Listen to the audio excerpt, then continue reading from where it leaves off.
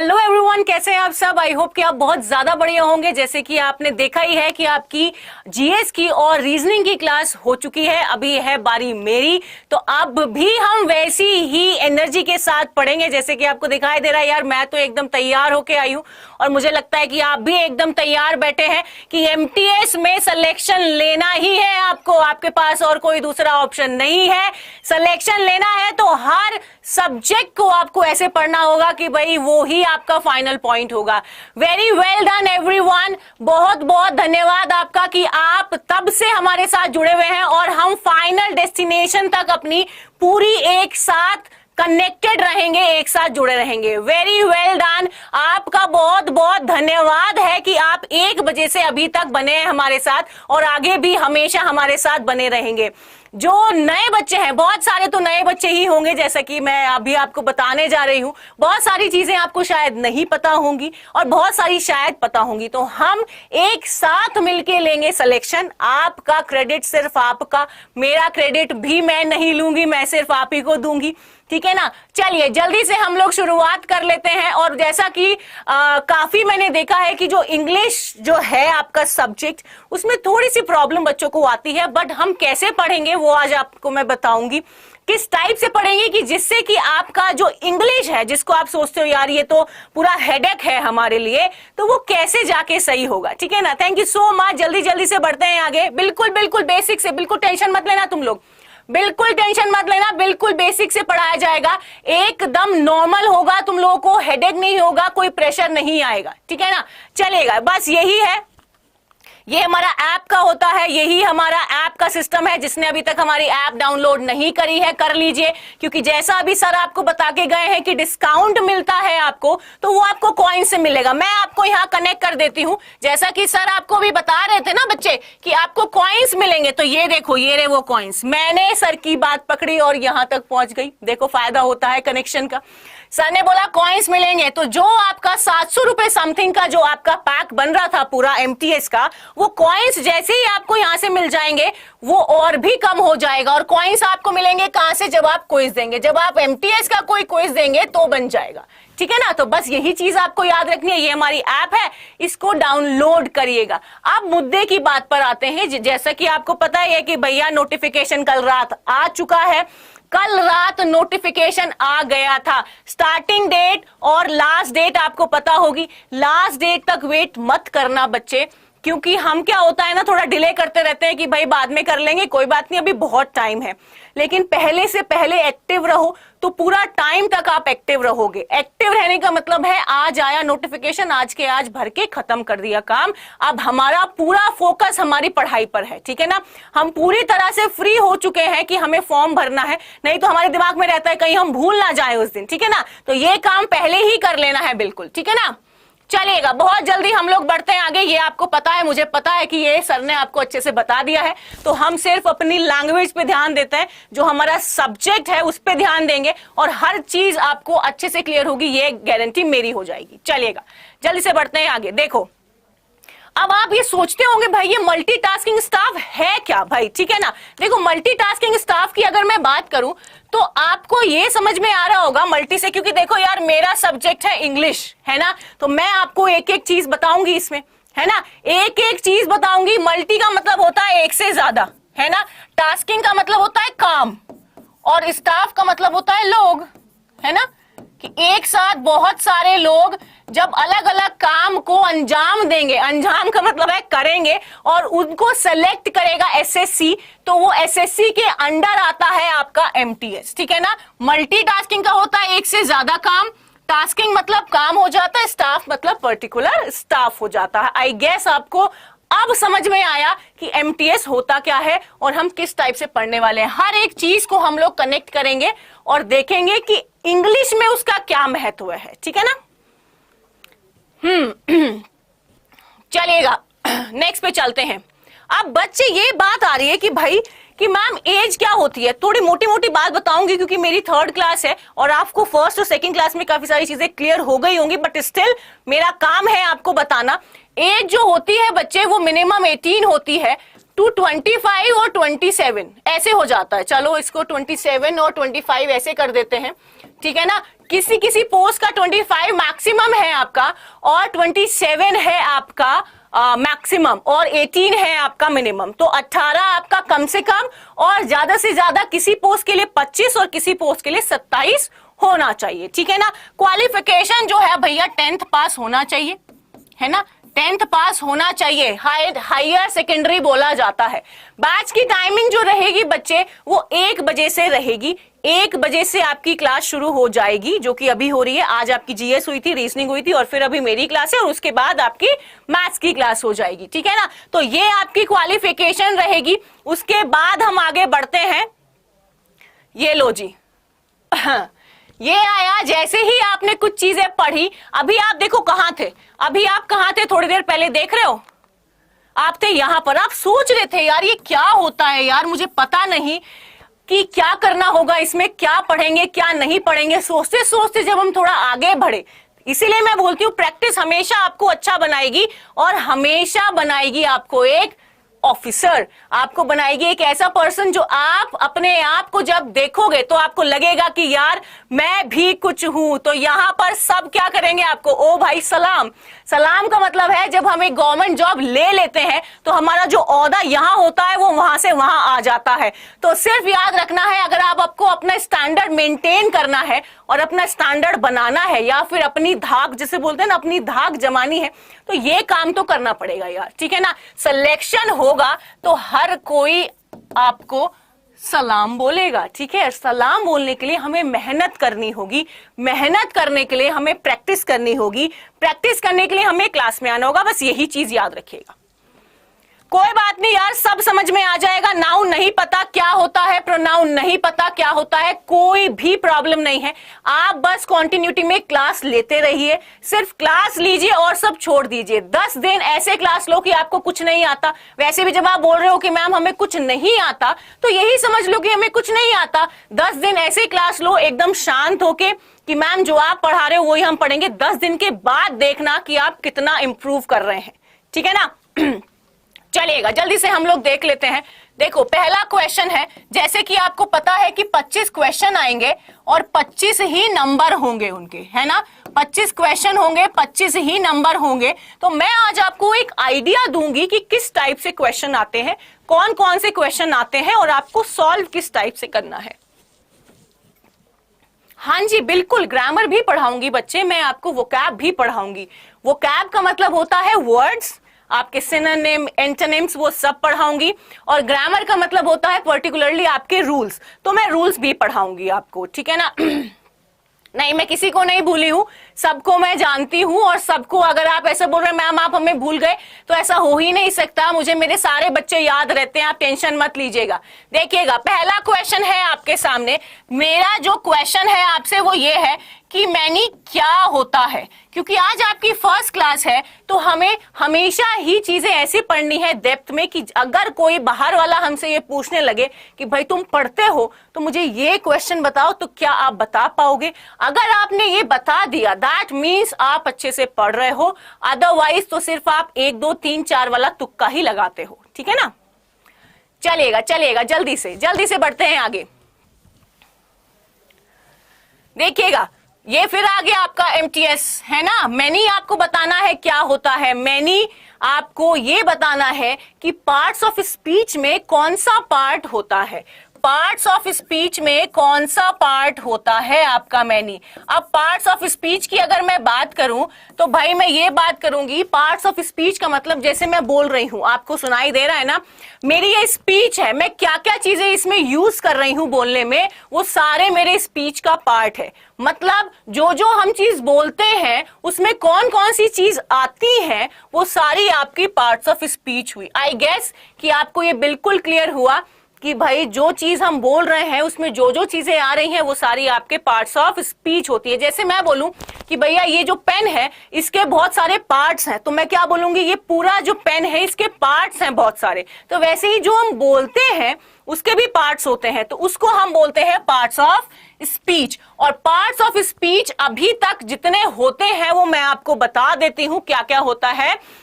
कि भैया नाउन हुआ आपका, प्रोनाउन हुआ आपका, एडजेक्टिव हुआ, वर्ब हुआ, एडवर्ब हुआ, कंजंक्शन हुआ और हुआ आपका प्रेपोजिशन। ठीक है, एक बात मेरी ध्यान रखिएगा, देखिएगा ये मैंने मेन बताया है, ठीक है। इसमें सब टॉपिक्स भी होते हैं, जैसे कि मैं अगर नाउन को आर्टिकल के साथ पढ़ा दूं तो दोनों पढ़ जाएंगे, ठीक है। और बहुत सारी चीजें ऐसी कि भाई हम एक साथ उनको पढ़ा सकते हैं, तो सब टॉपिक्स बहुत सारे होंगे, तो यही हम रखेंगे। 7 चीज मैंने आपको बताई कि अगर आप कोई भी सेंटेंस बोलते हैं तो ये 7 चीजें उसमें आ सकती है। सपोज करें आप अपनी माँ को बोलते हैं कि माँ मैं आपको बहुत पसंद करता हूं, है ना, माँ मैं आपको बहुत पसंद करता हूं, तो ये सारे चीजों से मिलकर बना है वो आपका सेंटेंस, ठीक है ना। इन सब चीजों से मिलकर बना हुआ है वो आपका सेंटेंस। यही चीज आपको देखनी है कि जो आप इंग्लिश में लिख रहे हैं, बोल रहे हैं, सुन रहे हैं, उसमें ये सब कहां आ रहे हैं। अगर ये सब आते हैं तो ये सारे आपके पार्ट्स ऑफ स्पीच हो जाएंगे। अब मुझे ये बताइएगा आप कि भाई आपको कहां दिक्कत लगती है, कौन सा आपको आता है और कौन सा नहीं आता, जल्दी बताइएगा, जल्दी से बताइएगा कि कौन सा आपको पता है और कौन सा नहीं। देखो मुझे ये बात पता है आपकी कि इंग्लिश मैक्सिमम बच्चों का वीक होता है। बच्चा जिसका वीक भी नहीं होता उसको भी लगता है कि यार मैम डैप से पढ़ा दो, हमारे जितने भी कॉन्सेप्ट है सारे क्लियर हो जाएंगे, ठीक है ना। तो बस यही चीज याद रखिएगा कि जो आपको आता है उतना आते तक हम छोड़ देते हैं, आगे हम अपने तरीके से पढ़ेंगे। बस यही चीज याद रखनी है, ये पूरा पार्ट्स ऑफ स्पीच है, ठीक है ना। आई होप कि आपको ये पूरा समझ में आया है। और बच्चे ये जो लाइक का प्रोसेस है, अगर आपको क्लास अभी तक की समझ में आई है और आपको आगे लगता है कि पूरा समझ में आएगा, तो ये लाइक का जो प्रोसेस है उसको बढ़ाते जाना है। बिल्कुल आएगा समझ में। तुम लोगों को लगता है कि क्या तुम लोगों को नहीं आ पाएगा? कोई ऐसा काम है जो इंसान से चुका है, वो चला गया मार्स पे बंदा, वो भी कुछ करके गया होगा ना। जो बंदा पढ़ा रहा है उसने भी कुछ किया ही होगा। और जब आप पढ़ रहे हो, आपको सिलेक्शन चाहिए तो आपका पक्का होगा, टेंशन मत लेना। कुछ नहीं आता से कोई काम नहीं छूटेगा, टेंशन मत लेना, बिल्कुल भी बिल्कुल टेंशन नहीं लेना। कुछ नहीं आता, कोई दिक्कत नहीं है। देखो अच्छा, स्टूडेंट्स तो आपको पता है ना ये, चलो मैं पेन चेंज कर लेती हूँ यार। देखो जैसे आप स्टूडेंट्स हो, है ना, मैंने बोला कि आप स्टूडेंट्स हो, बस ध्यान से देखेंगे आप, बस सुनते जाओ मैं क्या बोल रही हूँ, अपने आप समझ में आएगा सब। स्टूडेंट्स मैंने बोला कि आप स्टूडेंट्स हैं, लो जी स्टूडेंट भी बन गए, ठीक है ना। ऐसे थोड़ा ज्यादा क्लियर होता है पिक्चराइजेशन से। जैसे मैं बोलूं कि वो मूवी बहुत अच्छी है, बट जब तक आप देखने नहीं जाते आपको समझ में नहीं आती ना, तो जब तक हम आपको चीजें दिखाएंगे नहीं आपको उतना समझ में नहीं आएगा। तो बस याद रखिएगा कि जो स्टूडेंट्स हैं जैसे कि आप, वो एक पर्सन्स है। मतलब पर्सन की कैसे बात कर सकते हो कि लोग हैं वो, कोई है ना, मेल हो फीमेल हो उससे कोई फर्क नहीं पड़ता, ठीक है ना। मेल है फीमेल है, स्टूडेंट्स हैं, तो वो आपका किसकी कैटेगरी में आएंगे? नाउन की कैटेगरी में। किसकी कैटेगरी में आएंगे? नाउन की कैटेगरी में आएंगे। कलेक्टिव नाउन नहीं होता है, कॉमन नाउन है स्टूडेंट। स्टूडेंट का मतलब होता है उसमें मेल भी आ जाता है और फीमेल भी आ जाता है, तो वो आपका कॉमन नाउन होता है। क्या नाउन होता है? कॉमन नाउन होता है। याद रखना एक और चीज भाई, अगर नाउन से जस्ट पहले कोई भी चीज आएगी तो वो एडजेक्टिव होगी। बस यही चीज याद रखनी है आपको। नाउन से जस्ट पहले कोई भी चीज आएगी तो वो एडजेक्टिव हो जाएगी। आज मैं सिर्फ आपको ये बताना चाह रही हूं कि आपको कितने लेवल का पढ़ना है, आपको क्या क्या चीजें आनी चाहिए, और शायद वो आपको चीजें नहीं आती। अगर आती है तो बहुत ही बढ़िया है, और नहीं आती है तो हम इस टाइप से पढ़ेंगे, ये मैं आपको बताना चाह रही हूं, ठीक है ना। कमांड नाउन नहीं होता, कॉमन नाउन होता है, but it is okay. Many जो होता है वो प्लरल होता है। अब आप बोलोगे मैम ये प्लरल क्या होता है? इंग्लिश में सिर्फ 2 ही चीज होंगी, जैसे हम हिंदी मीडियम में पढ़ते आए थे, एक वचन और बहुवचन, है ना। तो अगर प्लरल बोल रहा है या सिंगुलर बोल रहा है, सिंगुलर बोलेगा तो इसका मतलब हुआ एक वचन। एक वचन का मतलब हुआ कि हम एक चीज की बात करेंगे। किसकी बात करेंगे? सिर्फ एक चीज की बात करेंगे। और अगर प्लरल की बात करेंगे तो यहां पर हो जाएगा ये बहुवचन। बहुवचन का मतलब होता है एक से ज्यादा, एक से ज्यादा मतलब 1+ की बात करेंगे। तो मेरे ख्याल से आपको ये चीज समझ में आई है। बिल्कुल, मेरे ख्याल से आपको ये चीज समझ में आ गई है कि भैया इंग्लिश में कोई दो ही चीज होंगी, एक वचन या फिर बहुवचन। मतलब या तो कुछ चीज सिंगुलर होगी या फिर प्लरल होगी। मतलब या तो आपको एक टीचर पढ़ाएगा तो वो सिंगुलर हुआ, एक साथ 4 टीचर आ जाएंगे तो वो आपका प्लरल हो जाएगा, क्योंकि वो 4 हो गए हैं। ठीक है ना।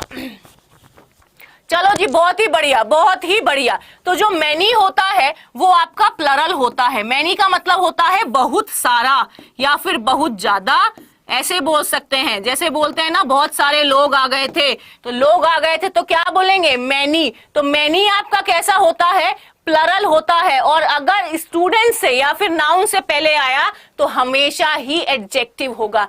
एडजेक्टिव का मतलब समझते हो ना, विशेषण, जो विशेषता बताती है। क्या बताती है, विशेषता। एक छोटा सा पॉइंट लेते हैं, उससे आपको और भी क्लियर होगा। देखो एक बार चलते हैं हम आगे, उससे आपको क्लियर हो जाएगा। देखो यहां लेते हैं हम एक छोटी सी चीज। मैंने बोला ट्री, मैंने बोला गर्ल, मैंने बोला टीचर, है ना। ये 3 चीज ली मैंने। आप ये तीनों मुझे बताओ। हाँ बिल्कुल, खम्मान सिंह, आपके लिए ही लेकर आई हूं मैं ये तीनों चीजें। आप मुझे बताओ कि ये तीनों क्या है। ट्री क्या है, गर्ल क्या है और टीचर क्या है। जल्दी से बताइएगा, जल्दी से बताइएगा। अब जैसे मैं बोलूं ग्रीन ट्री या फिर येलो ट्री, यहां मैंने लिखा गुड गर्ल या फिर बैड गर्ल, है ना। गुड टीचर या फिर बैड टीचर। ठीक है, दिखाई दे रहा आपको। चेतन, वो भी हो जाएगी बच्चे, उतना क्या स्ट्रेस लेना है। स्ट्रेस बिल्कुल नहीं लेना। जब आप पढ़ते नहीं है स्ट्रेस तब लेना होता है, जब आप पढ़ रहे होते हो तो बिल्कुल स्ट्रेस नहीं लेना होता है। क्योंकि अगर आप स्ट्रेस लेते हैं, जो आप पढ़ रहे होते हैं वो भी आप पढ़ नहीं पाते हैं। ठीक है ना। तो बस ध्यान देना है। ये बोल रहा है ग्रीन और येलो ट्री। ट्री आपका नाउन है, याद रखना। ट्री आपका क्या है, नाउन है। गर्ल आपका क्या है, नाउन है। और जो टीचर है वो भी आपका क्या है, नाउन है। ठीक है ना। अब मैंने बोला कि हरा पेड़ है, फिर मैंने बोला पीला पेड़ है। पेड़ की क्या बता रहे हैं, विशेषता, कि पेड़ कैसा है, हरा है या पीला है। जहां पर विशेषता बताई जाएगी वो आपकी एडजेक्टिव हो जाएगी। तो ग्रीन और येलो जो है वो क्या है, आपका एडजेक्टिव है। और जस्ट किससे पहले आया है, ट्री से पहले। जल्दी से बताओ क्लियर हुआ कि नहीं, फटाफट बताइए क्लियर हुआ कि नहीं, बताइएगा जल्दी से, क्लियर हुआ कि नहीं बच्चे। ये जो ग्रीन और येलो है ये आपकी विशेषता बता रहा है, किसकी, कि पेड़ कैसा है। पेड़ छोटा है, पेड़ लंबा है, पेड़ बहुत लंबा है, पेड़ लाल है, हरा है, नीला है, पीला है। अगर इस टाइप से बताएगा पेड़ के बारे में तो पेड़ आपका नाउन होगा। ठीक है, नाउन होगा। तो ये ग्रीन और येलो बता रहा है विशेषता, और विशेषता को बोलते हैं हम एडजेक्टिव। मेरे ख्याल से बहुत अच्छे से क्लियर हो रहा है, इसीलिए आपके बहुत अच्छे अच्छे कमेंट्स आ रहे हैं मेरे पास। ठीक है, चलिएगा नेक्स्ट देखते हैं, गुड और बैड गर्ल। जैसे कि क्या होता है, जब कभी हम अच्छा काम करते हैं तो हमारे घर वाले क्या बोलते हैं, family, you are a very good girl, है ना, you are a very good boy. तो अगर गुड बोल रहे हैं तो भी वो क्या होगी, उसकी क्वालिटी हो रही है। याद रखना, बैड भी बोल रहे हैं तो उसकी क्वालिटी। देखो जनरली हम क्या करते हैं, अच्छी चीजों को क्वालिटी मानते हैं। ऐसे बोलते हैं ना, देख शर्मा जी का लड़का सिलेक्शन ले गया, तुझे भी लेना है ना। अगर शर्मा जी का लड़का सिलेक्शन ना लेके दुकान खोल के बैठा हो किसी चीज की, तो नहीं बताते कि वो उसकी क्वालिटी है। लेकिन यहां पर हम पॉजिटिव और नेगेटिव दोनों क्वालिटीज को लेंगे। तो गुड और बैड दोनों क्वालिटीज किसकी हैं, गर्ल की। तो ये भी एडजेक्टिव हुआ और ये भी एडजेक्टिव हुआ, है ना। Very well done everyone. आप बहुत अच्छे से शांत होके पढ़ रहे हैं, तो बस ऐसे ही पढ़ना है। मैम कितने बजे से लाइव चलेगी, बच्चे 1 बजे से चलती है लाइव तो क्लास, और मेरी 3 बजे से क्लास होती है। ठीक है ना, चलेगा। गुड और बैड टीचर फिर से वही, और ये आपका एडजेक्टिव हो गया। अब हम चलते हैं एक बार अपने पीछे वाले क्वेश्चन पे, कि क्वेश्चन कैसे आएगा। अभी तो मैंने आपको बस बताया कि भाई ये क्या होता है, पूरा पिक्चराइजेशन किया इसका, कि इस टाइप से चीजें होती हैं। अब हम चलेंगे, जैसा एमटीएस क्वेश्चन पूछेगा आपसे वैसा ही सेम क्वेश्चन आपके सामने है। देखो मैंने दिया है आर आएगा कि इज आएगा। जल्दी से मुझे आंसर बताइएगा कि यहां पर आर होगा कि इज होगा, फटाफट जल्दी से बताइएगा कि आर होगा कि इज होगा, फटाफट से बताइएगा, आर होगा कि इज होगा। यहां पे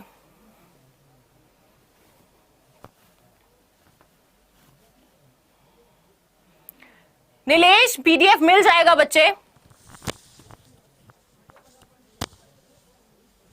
5 बजे तक चलती है।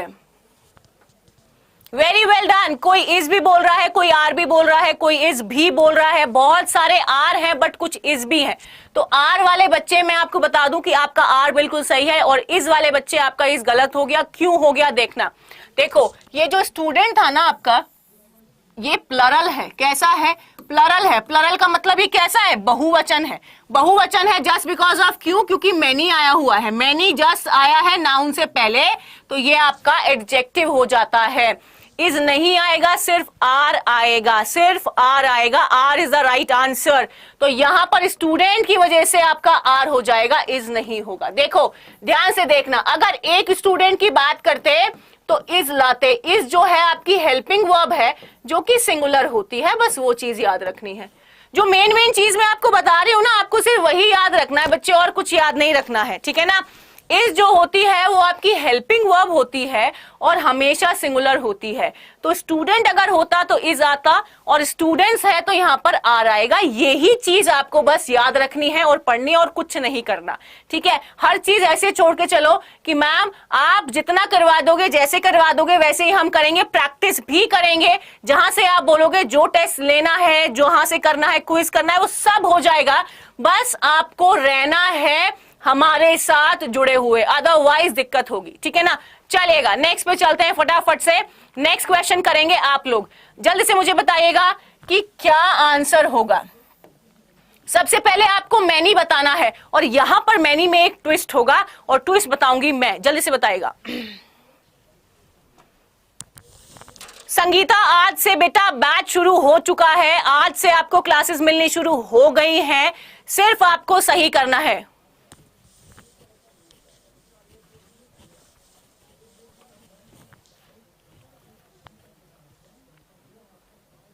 मतलब आर सही होगा ना, यहां पे इज नहीं आएगा। चलिए बहुत ही बढ़िया। बहुत सारे इज वाले भी हैं, तो जो इज वाले हैं मैं उनको फिर से बता देती हूं। जो मैनी होता है बच्चे वो आपका प्लरल होता है। प्लरल का मतलब होता है कि वो एक से ज्यादा की बात कर रहा है, और जो आर होता है वो एक से ज्यादा के लिए होता है, एक चीज के लिए नहीं होता है, ठीक है ना। बस यही याद रखना है। देखो मैनी, अभी मैंने आपको बताया कि मैनी जो होता है वो एडजेक्टिव होता है। क्या होता है? एडजेक्टिव होता है ना। वो विशेषता बताता है किसकी? नाउन की। अभी तो हम फिलहाल नाउन की ही बात करेंगे और किसी की बात नहीं करेंगे, ठीक है। अब एक ध्यान देने वाली बात आई है, जो एमटीएस वाला जो भी आपका पेपर सेटर होगा वो आपसे पूछेगा कि भैया मैनी ऑफ देम में मैनी क्या है, ये आपके पास क्वेश्चन आएगा। तो मैनी को मैंने यहां मार्क किया, ऑप्शन ये रहे आपके।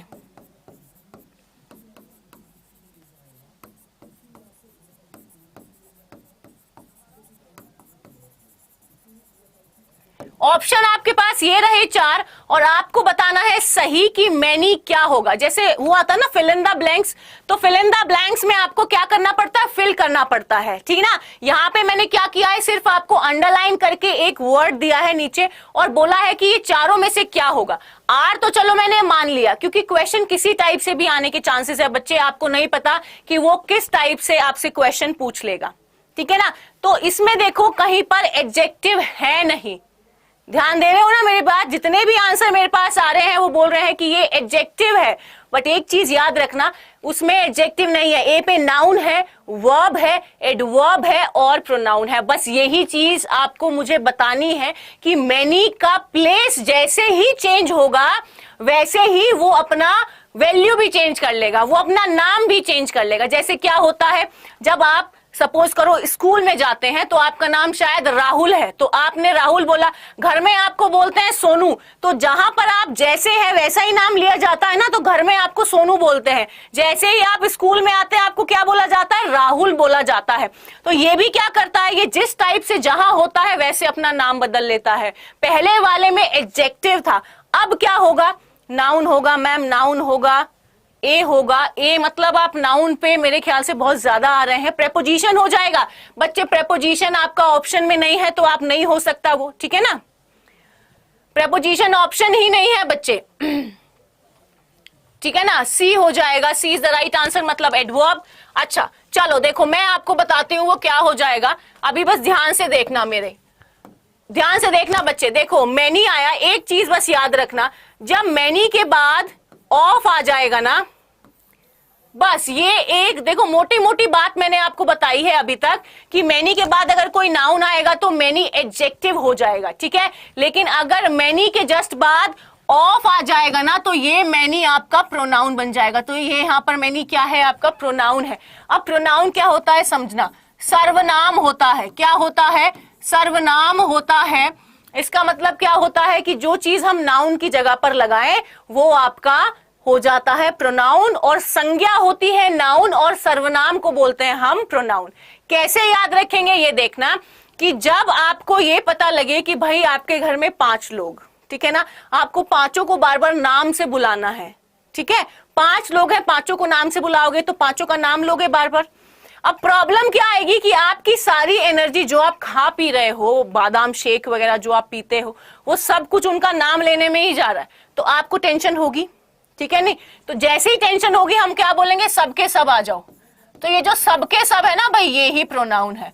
जब हमने नाम नहीं लिए किसी के और बस ऐसे बोला कि सारे लोग आ जाओ और बढ़िया से खाते हैं या घूमते हैं या फिर वॉक पे चलते हैं या फिर जिम चलते हैं, ऐसे बोलेंगे तो वो आपका प्रोनाउन हो जाएगा। मतलब नाउन की जगह पे जो आता है वो आपका प्रोनाउन हो जाता है, जिसको मैं सर्वनाम बोलती हूं। बस यही चीज याद रखना, मैनी के जस्ट बाद अगर ऑफ आया हुआ है तो मैनी हमेशा ही प्रोनाउन होता है। आई होप कि आपको क्लियर हो गया। और मैनी प्लरल होता है, इसलिए R is the right answer. Very well done. और बहुत सारे बच्चों का आर आंसर था, और शायद अब आपको समझ में आ गया होगा कि हम कितने लेवल तक जाएंगे। जो 5th क्लास में आप लोगों ने पढ़ा था ना, उसको हम अब रिवाइज करेंगे पूरा, जिससे कि जो हमारा एमटीएस का सिलेक्शन है वो कहीं भी चूके नहीं। क्यों? क्योंकि जो सिलेक्शन होगा, जो कॉन्सेप्ट वाइज पढ़ लेगा, जो डेप्थ में पढ़ लेगा, मतलब जो गहराई में पढ़ लेगा, उसी का सिलेक्शन होगा, अदरवाइज नहीं होगा। नरेश कुमार जी, फीस का आपको बता दिया जाएगा। फीस मेरे ख्याल से आपको पड़ेगा ये 700 750 रुपए का पूरा बैच। कोड लगाने के बाद, कोड क्या है मेरा, Y452, ये कोड लगाएंगे तो आपको ये बैच मिल जाएगा। आई होप कि आपको दोनों क्वेश्चंस का समझ में आया कि किस टाइप से क्वेश्चन पूछेगा। देखो एक और चीज मैं बताती हूं, एक दिन में आज तक भी किसी का सिलेक्शन नहीं हुआ, कोई भी हो उसमें, ठीक है ना। तो आपको अगर आज थोड़ी थोड़ी चीजें समझ में आने लगी है तो इसको एक पॉजिटिव साइन लेके चलो और आगे की क्लासेस के लिए तैयार रहो, बिल्कुल ठीक है। एक दिन में कुछ भी नहीं होगा बच्चे, एक दिन में कुछ भी नहीं होता। खाना भी खाते हो तो 1-2 मिनट, 2-4 मिनट, 10 मिनट लगती है ना, तो यहां पर जो आप क्लास ले रहे हो उसको थोड़ा सा आगे तक लेके जाना है, तब हमें समझ में आएगा कि कितना अच्छे से आप पढ़ रहे हैं और कितना सही आप जा रहे हैं, और जो आपकी डायरेक्शन है वो एकदम बेस्ट तरीके से जा रही है। चलिएगा नेक्स्ट पे चलते हैं फटाफट से। देखो अब ये क्वेश्चन जो है ये आया हुआ है एमटीएस में, ये चीज याद रखना। अभी तक तो क्या है, हम सिर्फ पिक्चराइजेशन कर रहे थे, थ्योरी बना रहे थे, कॉन्सेप्ट क्लियर कर रहे थे, डेप्थ तक पहुंच रहे थे, जिससे कि हमारे ये क्वेश्चन सॉल्व हो जाए। ये क्वेश्चन एमटीएस में पूछा गया है, बनवा देंगे जी, बिल्कुल बनवा देंगे आपके लिए प्लेलिस्ट, टेंशन मत लो बिल्कुल भी। हाँ बिल्कुल टॉपिक वाइज पढ़ाया जाएगा, एकदम सिस्टमैटिक फॉर्मेट में पढ़ाया जाएगा, सीक्वेंस के साथ पढ़ाया जाएगा और आपके हर डाउट क्लियर होंगे, ठीक है ना। चलिएगा अब देखो ये जो एमटीएस का है ये क्वेश्चन है आपका आया हुआ। अब आपको दिख रहा है कि भाई मैनी है ना, दिख रहा है मैनी। अब मैनी है, वोकैबुलरी लवर्स का क्या मतलब होता है, जिनको वोकैबुलरी अच्छी लगती है, जो उनको लगता है कि मुझे वर्ड सीखने हैं। इज हो जाएगा, इज हो जाएगा, बहुत सारे बोल रहे हैं इज हो जाएगा। मैक्सिमम आंसर्स आ रहे हैं मेरे पास इज, तो मैक्सिमम आंसर्स जो वोट गई है वो इज को गई है और उसके बाद आर को जा रही है, जो थोड़ी कम है, ठीक है ना। लेकिन मैं आपको एक चीज बता दूं, ठीक है, यहां पर ए को देख रहे हो तो आपको आंसर लगना चाहिए इज, और मैनी को देख रहे हो तो क्या लगना चाहिए आर। लेकिन आपका जो आंसर होगा वो सिर्फ मेरे पास है, क्योंकि सोल्यूशन सिर्फ मेरे पास है। देखो अ ग्रेट मैनी जो है ना, इसका पूरा नंबर मतलब है अ लार्ज नंबर ऑफ, क्या मतलब है, अ लार्ज नंबर ऑफ, ठीक है ना। अ ग्रेट मैनी का मतलब है अ लार्ज नंबर ऑफ, मतलब बहुत सारा। समझ रहे हो ना क्या बोल रहा है, बहुत सारा। बहुत सारे का मतलब है सिर्फ क्या आएगा, आर। तो is not the right answer, R सही हो जाएगा। और आर जिसका आंसर था वो बहुत ही बढ़िया, बहुत ही सही जा रहे हैं। इज नहीं सही होगा और आर ही सही होगा। और ये आया है आपके एमटीएस में। कुछ लगा इसमें, बताओ मुझे, कुछ लगा, प्रेशर लगा, थोड़ा भी दिमाग लगा? नहीं ना, सीधा सीधा बताया कि ऐसा होगा तो सिर्फ आपको प्लरल लगाना है और आ गया। साधना बच्चे इज नहीं होगा, सिर्फ आर होता है, सिर्फ आर होगा। जस्ट बिकॉज ऑफ ये जो अ ग्रेट मैनी है इसका मतलब होता है अ लार्ज नंबर ऑफ, मतलब जब बहुत ज्यादा नंबर में कोई काम हो रहा होगा। फिर से देख लो, बड़ा सा लिख देती हूं अगर समझ में नहीं आया तो। अ लार्ज नंबर ऑफ हो जाएगा। देखो एरर कुछ ऐसे आता है, ठीक है ना, एरर पार्ट कुछ ऐसे आएगा, बस चेंजेस क्या हो जाएंगे, यहाँ पे स्लैशेस कर देगा वो, ठीक है ना। स्लैशेस मैंने इसलिए नहीं किए थे क्योंकि मुझे आपको आज सिखाना था। स्लैशेस करती तो कहीं एक ही एरर हो पाती, फिर आप मुझसे पूछते कि मैम एक ही एरर आती है, ज्यादा आती है, ठीक है ना। तो मैंने इसलिए स्लैश नहीं किए थे। एरर पार्ट इस टाइप का आएगा आपका, ठीक है, नॉर्मल भी और इजी भी, ठीक है ना, ज्यादा हार्ड नहीं आता है। चलिए चलते हैं नेक्स्ट चीज पे अपने। लिख रहा है एट क्लाउड 9, इसका क्या मतलब है? इसका मतलब यह है कि 9 बादल है मेरे पास। कौन बोल रहा है कि मैम इसका मतलब यह है कि 9 बादल हैं? जल्दी से बताओ। और मैं उसके ऊपर बैठा हुआ हूं, 8 बने शायद, ये रहे 9। कितने बच्चे बोल रहे हैं कि मैम यहाँ पर 9 बादल हैं? क्योंकि क्लाउड बोल रहे हैं ना, क्लाउड का मतलब बादल हो जाता है। बादल है एट क्लाउड 9। एट का मतलब होता है होना, मतलब बादलों पर होना। तो कितने लोग बादलों पर बैठे हैं ये सोच रहे हैं कि भाई कोई बंदा बादलों पर बैठा है? अगर है तो जल्दी से बताइएगा आंसर क्या हो जाएगा। जल्दी से आंसर बताएगा क्या हो जाएगा। D is the right answer. D बोला है किसी ने, डी बोला है जॉयफुल, ए भी बोल रहे हैं बहुत सारे, 4 भी बोल रहा है, हॉक्स, हॉक्स बोला जा रहा है, यस। चलो देखो वोकैबुलरी मेरा और जितने भी बच्चे आज तक मुझसे पढ़ते हैं सबका फेवरेट है, ठीक है ना। अब देखेंगे हम हमें याद कैसे रखना है। देखो डिसअपॉइंट तो हमें पता होता है क्या होता है, किसी को निराश करना, है ना, निराश कर देना होता है डिसअपॉइंट। देखो पैसिमिस्ट कैसे याद रखेंगे? पैसिमिस्ट वो होता है जिसकी आशा खत्म हो गई हो। मतलब आशा खत्म होने का मतलब ये नहीं कि कोई आशा उसकी पार्टनर थी और वो मर गई। आशा खत्म होने का मतलब है जिसकी होप चली जाए, है ना, जो कभी भी अच्छा नहीं सोचे, हमेशा कैसा सोचे, नेगेटिव सोचे, है ना। अब देखो पेसिमिस्ट कैसे याद रखोगे? पैसे की कमी, है ना, कैसे याद रखोगे? जब पैसे की कमी होती है तो बंदे की आशा चली जाती है, बंदा होपलेस हो जाता है, उसको कोई होप नहीं होती है। तो पेसिमिस्ट कैसे याद रहेगा? पैसे की कमी, कि जब पैसे की कमी होती है तो कोई भी बंदा, अच्छा बंदा कैसा हो जाता है, उसको कोई होप नहीं होती, उसको नहीं लगता कि अब वो आगे सरवाइव कर पाएगा। तो ये आपका हो जाता है यहाँ पर पेसिमिस्ट। हॉक्स कैसे याद रखोगे? देखो हॉक्स का मतलब होता है किसी के साथ चीट कर लेना, है ना, छल कर लेना किसी के साथ, ठीक है ना। आपने पढ़ा होगा एक फॉक्स होता है, क्या होता है? फॉक्स देखा है ना। लोमड़ी, लोमड़ी क्या करती है? बहुत चालाक होती है। लोमड़ी चालाक होती है, इसीलिए वो क्या करती है, सबके साथ चीट कर लेती है और अपना भोजन बना लेती है, किसी को शिकार कर लेती है, तो वो प्रे हो जाता है, PREY, ठीक है ना। टेंशन मत लेना ज्यादा, अभी सारे वर्ड्स आपको देख के शायद थोड़ी टेंशन आ रही होगी, बट जब हम ऐसे वर्ड्स याद करेंगे तो आपको हमेशा याद रहेंगे वर्ड, कभी नहीं भूलोगे, ठीक है ना। तो यहाँ पर देखो छल, जो फॉक्स है वो क्या करती है? चीट करती है। फॉक्स बहुत क्लेवर होती है, क्लेवर होती है तो सबके साथ क्या करती है? चीट कर देती है और छल कर देती है। तो हॉक्स का मतलब कनेक्टिंग वर्ड हुआ फॉक्स। फॉक्स क्या करती है? छल करती है लोगों के साथ, तो हॉक्स का मतलब हो जाएगा छल। और जॉयफुल का मतलब पता है ना? खुश हो जाता है जो बंदा, जो खुश रहता है। जैसा कि आप और मैं जब हमें क्लास नहीं ली थी तो हम खुश नहीं थे, जैसे ही हम लोग क्लास लेने लगे तो हमें खुशी हुई कि हमें लगा कि अब हमारा एमटीएस कहीं नहीं जाएगा, हम बहुत अच्छे से अपने एमटीएस में सिलेक्शन ले सकते हैं और अपने माता पिता का जो नाम है उसको और ऊंचा उठा सकते हैं, उनको प्राउड फील करवा सकते हैं, ठीक है ना।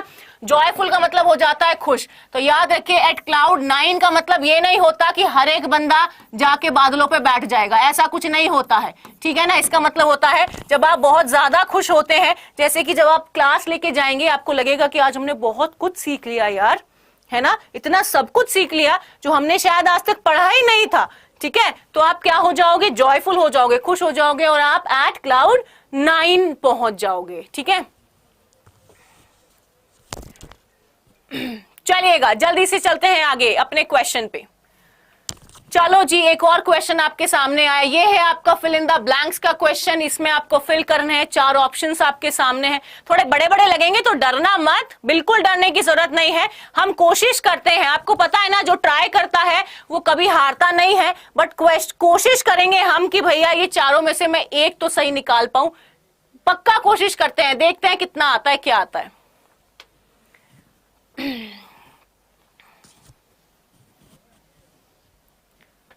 हाँ जी, डेली होगी class. Gauri Yadav, daily class होगी बच्चे। आज तक ऐसा नहीं पढ़ा ना, थैंक यू सो मच। चलिएगा चलते हैं। How many PACS of wine dash yesterday. देखो मैं एक चीज बताऊंगी आपको, एक चीज से ही आपके पास ये नंबर पहुंच जाएगा। मतलब अगर आप पेपर दे रहे हैं और पेपर में ये आ गया तो आपका ये 1 नंबर का होगा, और 1 नंबर मैं आपको बताऊंगी किस तरह लाना है। बस याद रखना, अगर कहीं पर आप यस्टरडे देखो, ठीक है ना, जैसे बोलते हैं ना कि ज्यादा नहीं, बस एक सटीक बात बताऊंगी, वही सही हो जाएगा। ए बहुत सारे मेरे पास पहुंच रहे हैं, but A is not the right answer. इसका आंसर हो जाएगा सी। वेरी वेल डन जिसने सी बोला है। देखो यस्टरडे जब आता है ना, तो हम सिर्फ बात करते हैं सिंपल पास्ट की। किसकी बात करते हैं, सिंपल पास्ट की। और सिंपल पास्ट कौन सा दिख रहा है, ये तो है नहीं, ये भी नहीं है, बचा कौन सा, ये वाला, डिड यू ड्रिंक। और याद रखना, जब भी आप ऐसे यूज करते हैं, डिड प्लस V1 आता है, डू प्लस V1 आता है, और डज प्लस V1 आता है। ये चीज याद रखनी होगी। ठीक है ना, डज आपका सिंगुलर के साथ होता है, मतलब जब सिंगुलर होगा आपका सब्जेक्ट और डू आपका प्लरल होगा। देखो मैं कोई ऐसी चीज नहीं बता रही जो आपको नहीं आती होगी, ये एक ऐसी चीज है जो आज तक आप पढ़ते आए हो, बस हमें उसको रिवाइज करना है, हमें उसको रिकॉल करना है। मतलब हमें बस उसको एक बार याद करना है कि हमने क्या पढ़ा था, सिर्फ, और कुछ नहीं है बच्चे, इसमें नया कुछ भी नहीं है। आपको पता है डू आपका प्लरल होता है, डज आपका सिंगुलर होता है, डिड आपका पास्ट होता है लेकिन V1 आती है, डू आपका होता है प्रेजेंट का बट V1 आती है, डज आपका प्रेजेंट का होता है V1 आती है, जो कि बहुत इंपॉर्टेंट पार्ट है। और मैं एक और चीज बोलूंगी, कॉपी पेन लेकर बैठा करो, जिससे कि जो चीज आपको इंपॉर्टेंट लगे वो आप सारी लिख लो। ठीक है ना, कॉपी पेन लेकर बैठा करो। रॉन्ग हो गया कोई बात नहीं बच्चे, रॉन्ग हो गया तो कोई दिक्कत नहीं, बस याद रखना यस्टरडे जहां आएगा वहां पर हमें सिंपल पास्ट यूज करना है। और मैंने पूरा बता दिया आपको कि ऐसे यूज होता है ये।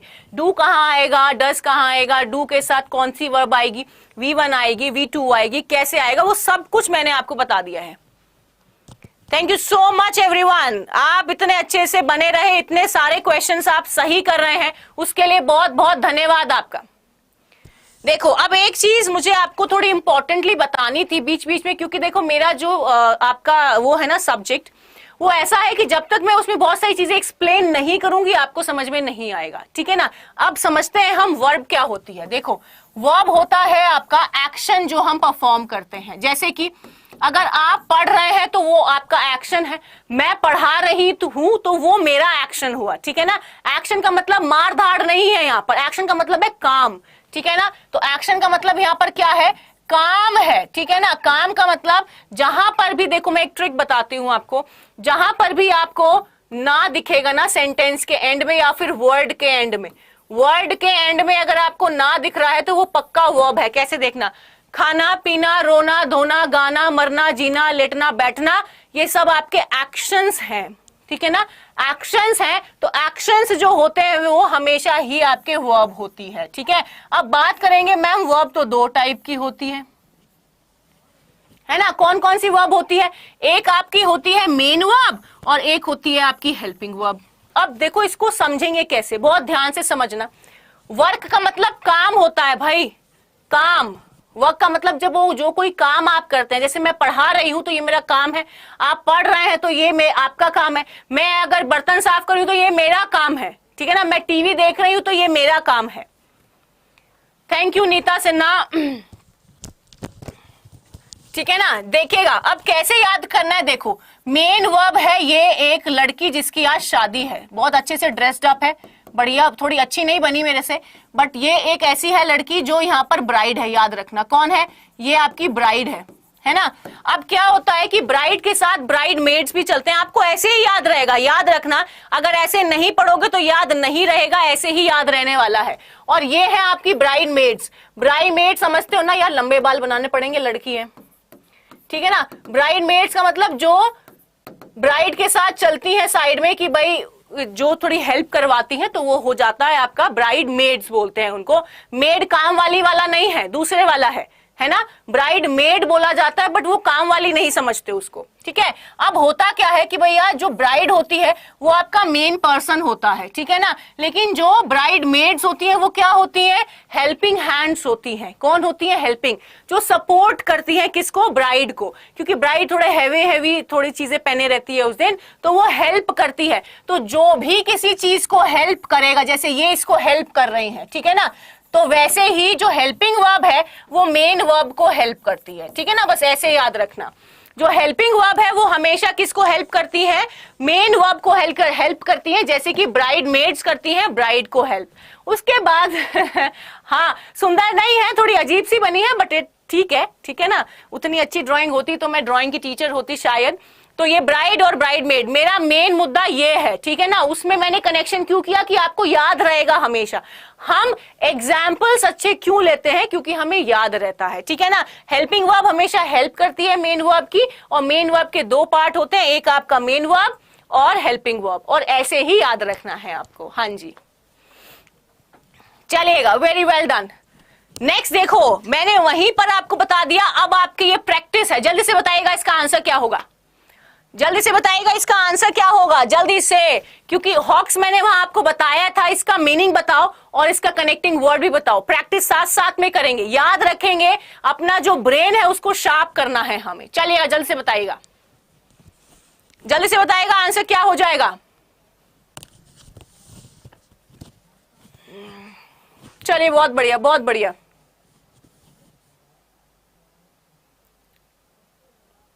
बहुत ही शानदार। हॉक्स का मतलब था चीट करना। कैसे याद रखेंगे कि भाई फॉक्स तो मेरे से बनानी आती नहीं यार, थोड़ी सी ऐसे से बना लेते हैं कि ये फॉक्स है ना। चीट करती है जब किसी को, तो ये फॉक्स होगी। फॉक्स ठीक से बनी नहीं, ठीक है ना। वोकैबुलरी मैं ऐसे ही पढ़ाती हूँ क्योंकि आपको ऐसे याद रह जाएगी हमेशा। तो जो फॉक्स होती है वो हमेशा ही क्लेवर होती है और हमेशा अपने जो भी उसको खाना होता है उनको चीट कर लेती है। चीट करेगी तो वही हॉक्स होगा, और हॉक्स का मतलब होता है चीट करना। बहुत ही बढ़िया, बहुत ही शानदार, ये बिल्कुल सही आपने बताया है। हाँ, फॉक्स जो होती है वो चाल करती है। Very well done. और किसी किसी को तो प्रे भी याद है, PREY, बहुत ही बढ़िया। अगर इस टाइप से चलते रहे तो सिलेक्शन पक्का हो जाएगा। PRAY प्रार्थना होता है, PREY आपका शिकार होता है। बहुत ब्यूटीफुल है ना। हाँ बिल्कुल, देखो पेसिमिस्ट फिर से जल्दी से बताओ क्या होगा, फटाफट बताओ, जल्दी से बताएगा क्या आंसर हो जाएगा पेसिमिस्ट का, मतलब इसका मीनिंग क्या था, फटाफट बताएगा। रैट बन गया यार मेरा, एलिफेंट भी रैट होता है, बिल्ली बिल्ली जैसी बन जाती है, लेकिन कुत्ता बिल्ली बन जाता है, लेकिन बनता जरूर है, ठीक है ना। हाँ जी, जल्दी से बताएगा क्या आंसर हो जाएगा, जल्दी से फटाफट बताइएगा। हाँ जी, क्लास फ्री होगी। देखो पेसिमिस्ट का वो मतलब था जिसके पास आशा नहीं हो, है ना। आशा नहीं हो जिसके पास, मतलब आशा कोई लड़की नहीं है, आशा है आपकी होप। जो होपलेस हो जाए, जिसके पास कोई होप ना हो, वो आपका पेसिमिस्ट हो जाता है। कैसे बताएंगे भैया? जिसके पास पैसे ना हो, जैसे ये यहाँ 100 रुपए लिख लेते हैं, यहाँ पर 2000। जिसके पास पैसे नहीं होंगे वो कैसा हो जाएगा? आपका होपलेस हो जाएगा। उसके पास कोई होप नहीं होगी, उसके पास कोई आशा नहीं होगी। और आपको ये याद था, देखो आज पढ़ा है आपने और आपको याद है, तो क्या आपको नहीं लगता कि आप जब भी पढ़ोगे आपको ये याद रहेगा? पक्का याद रहेगा, 200% मुझसे लिखवा लो, गारंटीड आपको ये याद रह जाएगा। बहुत ही बढ़िया, बहुत ही बढ़िया। आशा खत्म हो जाना, हाँ बिल्कुल सही है, वेरी वेल डन। अब आया आपके पास एक नई चीज, ग्रीस द पाम। ये पालम नहीं है, ये पाम होता है। एल यहां पर साइलेंट है, मैं आपको बता देती हूं। बहुत ही शानदार बच्चों, बहुत ही शानदार, बहुत ही बढ़िया जा रहे हो। जिसको ये लगता था क्लास लेने से पहले कि हमें इंग्लिश नहीं आती, हाय तौबा क्या करेंगे हम, ठीक है ना। तो अब आपको शायद लग रहा होगा कि ये सही जगह है जहां पर आप अपना स्टैंडर्ड बढ़ा सकते हैं। इंग्लिश एक सब्जेक्ट के साथ साथ एक लैंग्वेज है। जब कभी आप मेट्रो में बोलते हो तो पीछे मुड़ के देखते हैं ना लोग, देखते हैं कि नहीं? आज भी देखते हैं। तो याद रखिएगा, स्टैंडर्ड लेवल सेट कर दिया है, बट हम ऐसा नहीं मानते हैं। हम मानते हैं सारी लैंग्वेजेस इंपॉर्टेंटली इक्वल हैं और सबका महत्व अलग अलग है, ठीक है ना? बस याद रखिएगा कि हर चीज आपको करनी है, लेकिन अगर आपको सिलेक्शन लेना है तो यार ये पढ़नी पड़ेगी, इसके अलावा कोई चॉइस है नहीं हमारे पास, ठीक है ना? चलिएगा, very well done, very well done. Grammar कब से बच्चे, ये जो 3-4 क्वेश्चन मैंने करवाए थे आपको ग्रामर के ही करवाए थे। वोकैबुलरी और ग्रामर बहुत इंपॉर्टेंट है। वोकैब का वेटेज सबसे ज्यादा होता है, शायद आपको ये बात नहीं पता। वोकैबुलरी अगर आप नहीं पढ़ते हैं ना तो ग्रामर पढ़ने का कोई मतलब नहीं बचा, क्योंकि वोकैबुलरी ज्यादा आएगी पेपर में, ग्रामर कम आएगा।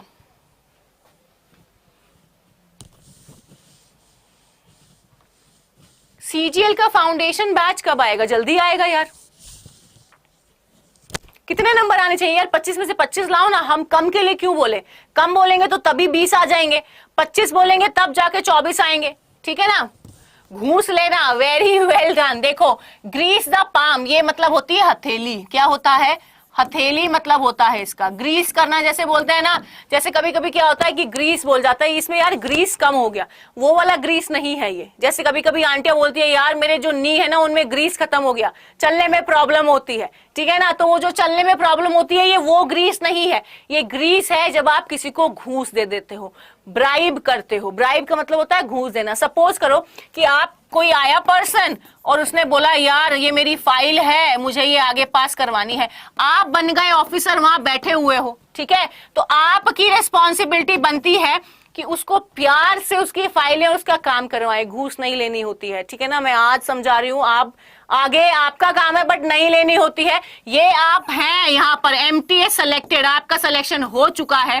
ये बंदा आया फाइल लेके, बोलता है भैया ये मेरी फाइल आगे पास करवा दो। आपने, आप तक फाइल पहुंची और सीधा आप लेकर गए अपने जो भी आपका बड़ा बॉस था उसके पास, ठीक है? और फाइनल काम हो गया। तो ग्रीस द पाम का मतलब होता है घूस देना। क्या देना? घूस देना। जब ब्राइब दोगे आप किसी को या कोई भी पर्सन आपको देगा तो वो हो जाता है घूस, मतलब किसी की जो पाम है उसको ग्रीस कर देना, ठीक है ना? यस, बहुत ही बढ़िया, बहुत ही शानदार, बहुत ही बढ़िया। तो ग्रीस द पाम हो जाएगा ये। तो बस एक ही चीज याद रखना, सिलेक्शन मिलेगा आपको बहुत ज्यादा मेहनत के बाद, तो उसको हमें ऐसे वेन में नहीं जाने देना। वेन का मतलब है हम उसे खराब नहीं करना होगा, ठीक है ना?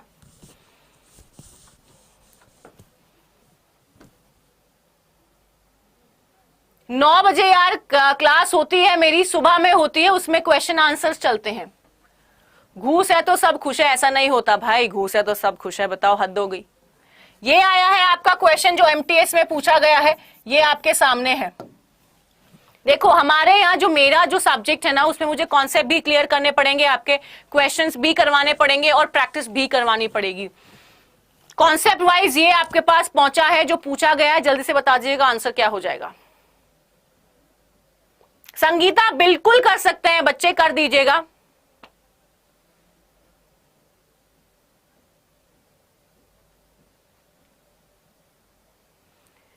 पेड बैच में और यूट्यूब बैच में डिफरेंस बस यही है बच्चे की, जैसे अब मैं आपको बताऊं कि आप जब मूवी हॉल में अंदर जाके मूवी देखते हो या फिर जो बाहर डिस्प्ले लगा होता है वहां देखते हो, तो उसमें आपको क्या डिफरेंस आता है नजर, आप मुझे कमेंट सेक्शन में कमेंट करके बता देना, ठीक है? हर चीज क्वालिटी वाइज सब कुछ सेम होगा। जो मूवी अंदर दिख रही है वही बाहर दिख रही है आपको सेम, क्वालिटी कंटेंट सब कुछ सही होगा। बस आप अपना बताना कि आप कितने कंफर्टेबल होते हो, वही मेन डिफरेंस है आपका पेड और आपकी वाईटी क्लासेस का। यही है बस वाईटी क्लासेस का और आपकी पेड क्लासेस का। आंसर मुझे बता दीजिएगा क्या हो जाएगा। डी मेरे पास पहुंच रहा है काफी देर से कि डी आंसर होगा, सी पहुंच रहा है, ए पहुंच रहा है और डी भी आया है, बहुत ज्यादा डी आया है, सी भी आया है और बी भी आया है। चलिएगा, बहुत ही बढ़िया। जो बता रहे हैं कि मैम ऐसा होना चाहिए, मैं आपको बता देती हूं कि भाई अगर कहीं पर हाउ आता है, देखो हाउ जब क्वेश्चन पूछेगा तब तो अलग चीज हो गई है ना, जब क्वेश्चन पूछेगा तब तो अलग चीज हो गई। यहां क्वेश्चन तो पूछ नहीं रहा, नहीं पूछ रहा ना, नहीं पूछ रहा, तो यहां पर ये सेंटेंस को कनेक्ट कर रहा है। क्या कर रहा है? सेंटेंस को कनेक्ट कर रहा है। जब कभी भी आपका हाउ सेंटेंस को कनेक्ट करेगा तो उसके बाद हमेशा 2+V1 आता है। क्या आता है? 2+V1। और 2+V1 कहाँ है? देखो यहाँ 2 है, नहीं है, यहाँ 2 है या नहीं है, यहाँ 2 तो है बट V1 नहीं है। क्या है? V1 + ing। तो ये भी गलत हो जाएगा और सही आंसर क्या हो जाएगा आपका? ए। क्या हो जाएगा? सही आंसर ए हो जाएगा। बच्चे, जो हम जैसे खुशियों को स्प्रेड करते हैं, जैसे बोलते हैं ना खुशियां बांटने से बढ़ती हैं, वैसे ही जब आप अपनी क्लास को लाइक करते हो और शेयर करते हो, जब बांटते हो सबके साथ, तो वो खुशी आप तक डायरेक्टली नहीं तो इनडायरेक्टली पक्का पहुंचेगी। तो क्लास को आपको शेयर करना चाहिए अगर आप अपनी क्लास से सैटिस्फाइड हैं, तो आपको अच्छा लग रहा है तो, ठीक है ना। बस क्लास को अच्छे से देखना है, सुनना है और शेयर करते जाना है, क्योंकि ये वाली एजुकेशन किसी और तक पहुंचेगी ना तो उसका जो ब्लेसिंग्स होंगे वो आप तक पहुंचेंगे, ठीक है ना। चलेगा, सही आंसर हो जाएगा 2 टाइप। अब देखो मुझे एक चीज बताओ, 2+V1 का एक नाम है, जैसे कि आप सबका एक एक नाम होता है, मेरा एक नाम है, ठीक है ना। हमारे अड्डा का एक नाम है, अड्डा 24/7 पूरा, ठीक है ना। तो यहां पर इसका एक नाम होता है, इसका नाम होता है इन्फिनेटिव। नाम याद रखिएगा, क्या हो जाता है? इन्फिनेटिव। नाम हो जाता है इन्फिनेटिव, मतलब जहां पर 2+V1 आएगा वो आपका इन्फिनेटिव हो जाएगा। हाउ हमेशा इंटेरोगेटिव होता है, मतलब जो क्वेश्चन पूछता है उसको हम इंटेरोगेटिव बोलते हैं। अदरवाइज जो कनेक्ट करता है वो धीरे धीरे करके मैं हर चीज बताऊंगी आपको कि भाई किस टाइप से कौन सी चीज आती है। आपको हर एक क्वेश्चन पे, हर एक पॉइंट पे चीजें समझ में आएंगी, ये गारंटी मेरी है। बस आप हमारे साथ बने रहिएगा। बने रहने का मतलब है कि आप जो शुरुआत करिए ना आपने, अब वो रुकनी नहीं चाहिए, अब वो रुकनी चाहिए फाइनल सिलेक्शन के बाद, ठीक है। पल्लवी, अगर कुछ नहीं आता ना बच्चे, तो अब क्लास खत्म होने तक आप मुझे बताना आपने क्या क्या चीजें नहीं सीखी हैं। चीजें सीखने में टाइम लगता है भाई, एक दिन में कुछ भी नहीं हो जाएगा, ठीक है। चीजें सीखने में टाइम लगेगा।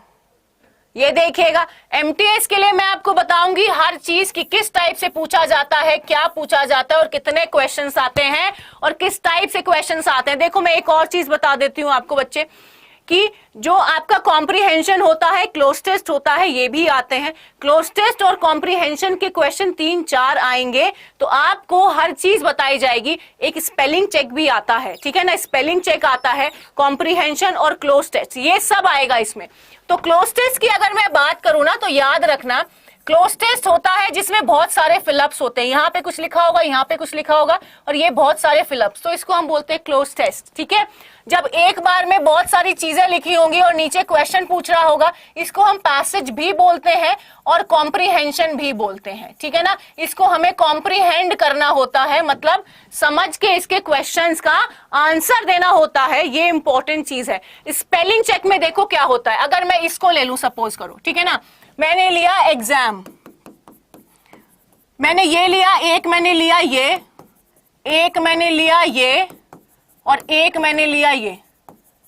4 ऑप्शंस आपके पास होंगे, आपको ये बताना होगा कि भाई कौन सा वाला सही है। आपको पता है भाई ये एग्जाम है, ठीक है ना, तो क्या होगा, ना तो ये सही होगा, ना तो ये सही होगा, ना तो ये, सिर्फ कौन सा सही होगा, ये आपका स्पेलिंग चेक होता है। मैंने आपको हर एक पॉइंट बता दिया कि जो आपके 25 क्वेश्चन आएंगे वो किस किस टाइप से आएंगे और कौन कौन से पार्ट से आएंगे, ठीक है ना।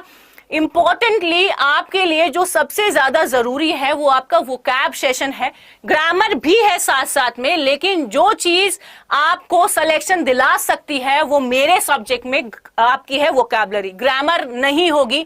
ग्रामर भी साथ साथ में हम लोग लेकर चलेंगे पैरेलली, बट वोकैब जब तक आपकी स्ट्रांग नहीं होगी तब तक कुछ नहीं हो पाएगा। बिल्कुल करवाए जाएंगे। प्रीवियस ईयर क्वेश्चंस मैंने आज आपको 2-3 करवाए हैं जो एमटीएस ने पूछे थे, वो ही सीधा सीधा, जैसे एक हाउ वाला क्वेश्चन करवाया, मैंने आ ग्रेट में नहीं करवाया। ये सारे क्वेश्चंस बच्चे पुराने पूछे गए हैं, तो आपको अगर ये क्वेश्चंस आ गए या फिर मेरे करवाने के बाद भी आ गए तो मेरे ख्याल से कोई बुराई नहीं है उसमें, ठीक है ना। Thank you so much Tanwar. कितनी फीस ले रहे हैं? देखो बच्चे, फीस की बात में अगर करूं तो आपको कोड लगाना है, देखो दिखाई दे रहा है डिस्काउंट, यहां पर लिखा हुआ है Y452, मेरा कोड लगाओ। आप हमारे ऐप पे जाके भी इस बैच को परचेज कर सकते हो। अदरवाइज आप कर सकते हो विजिट हमारी adda247.com ऑफिशियल यूट्यूब चैनल, वहां जाओ, वहां पे आप जाके चेक कर सकते हो कि भैया ये कोड लग के कितना मिल रहा है। 700 रुपए समथिंग का आपको ये बैच मिल जाएगा पूरा का पूरा। और जो तैयारी है वो एकदम टॉप क्लास की होगी, जिससे कि आपको कोई प्रॉब्लम, हाँ बिल्कुल वॉइस और नरेशंस भी आते हैं। वॉइस और नरेशंस की अगर मैं बात करूं तो बच्चे वो बाद की बात होती है, जब आप पूरा ग्रामर पढ़ लेते हैं उसके बाद हम वॉइस करवाते हैं, क्योंकि उसमें टेंसेस की जरूरत होती है, वर्ब के हाई लेवल की जरूरत होती है। एक्टिव पैसिव और जो नरेशन होता है वो कंप्लीटली बेस्ड होता है आपके वर्ब्स पे, ठीक है ना। मेरे ख्याल से अब आपका कोई डाउट नहीं है, और पहली और दूसरी क्लास के साथ साथ आपको ये तीसरी क्लास भी बहुत अच्छी लगी है। अब जो क्लास आने वाली है वो है आपकी मैथ्स की, और मैथ्स की क्लास में भी ऐसा ही चलेगा जैसा कि अभी 3 क्लास में चला है, वैसे ही बने रहिए जैसे आप हैं, ठीक है। आज के लिए बहुत बहुत धन्यवाद, बस जुड़े रहिए और चलते रहिए और पढ़ते रहिए। Take care, thank you so much guys. भाई जस्ट अभी मिलते हैं, ठीक है। आपसे 4 बजे सेशन के बाद जस्ट मैथ्स की क्लास होगी, तो एक बार देखिए किस तरीका से आपको तैयारी करनी है, और आज ही आपको अच्छा लगेगा ये मैं गारंटी देता हूं। तो 4 बजे मिलते हैं जस्ट 1 मिनट बाद, ठीक है। All the best, thanks.